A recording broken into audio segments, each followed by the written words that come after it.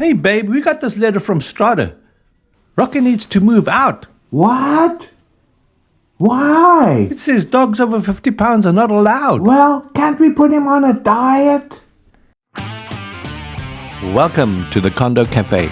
We brew steaming topics and fresh insights into condo living, condo purchasing and selling, and everything in between. Who says real estate is boring and complicated? Join us every Friday as we navigate the Richmond, BC world of condos. Discovering that a family member cannot move in with us is devastating news. How do we avoid this? When buying a stratified property, reading and understanding the Strata document package is important. One of the important documents in that package are the Strata Bylaws. In this episode, we'll look at a typical set of bylaws and highlight some of the sections we need to be aware of to avoid receiving one of those Rocky-type letters. There are generally 6 or 7 divisions in a typical set of bylaws. Bylaws differ from building to building. Let's take a look at a typical set.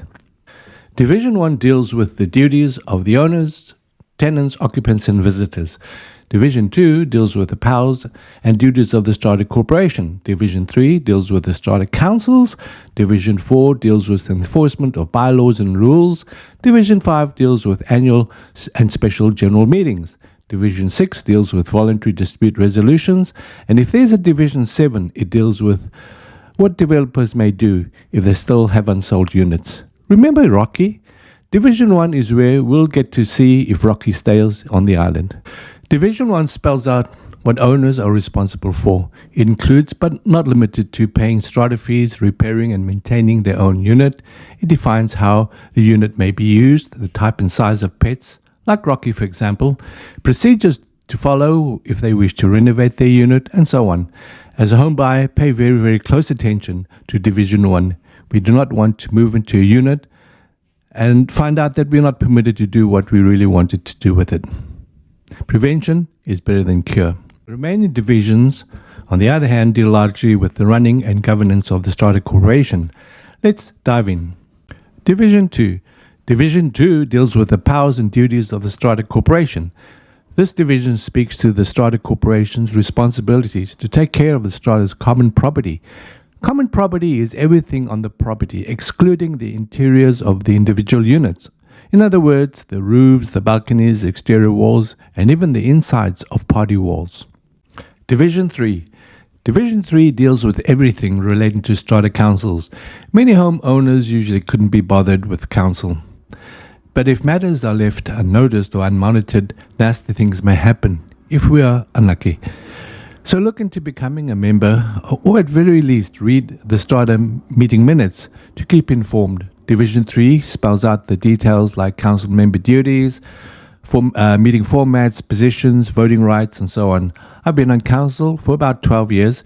If you have the time, join council, especially if you want to, for example, contribute your ideas towards optimizing the spending of strata fees, etc. Nobody wants to pay more than necessary. And for sure, nobody wants to see their money wasted. Division 4. Division 4 relates to the enforcement of the bylaws and rules. It speaks to what happens when bylaws are broken, what can be fined, what amounts, small claims actions, and so on. Here's a bit of trivia. Can fines be registered as a lien against your title? No. But not paying your strata fees can, together with a host of associated costs. Here's another one for you. What's the difference between Strata Bylaws and Strata Rules? Bylaws apply to your unit and the common areas, but rules apply to the common areas only, not your unit. Division 5. Division 5 relates to annual and special general meetings. Unlike the council meetings in which the day-to-day running of the strata is discussed by council members, the annual and special general meetings involves all the owners. Here the owners get to vote on projects proposed by the Strata Council. Division 5 spells out how these meetings are to be run, the minimum number of people required to make up a quorum, the voting rights and procedures, and so on. This is the time when money to fund projects like balcony repairs or roof replacements are approved or rejected. Very often we hear about owners complaining about paying too much or not getting their money's worth. This is why owners need to vote in person or in proxy. This is where, as an owner, we can have our say. If there is anything we are unhappy with, turn up to these meetings and talk about it. Bring an interpreter if it's necessary. Division 6.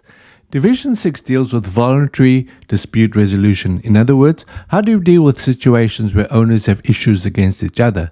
And Division 7 speaks to how developers may sell the remaining units in the building after some of the units have been occupied. Division 7 falls away when all the units are sold. That was a quick overview of a typical set of Strata Bylaws.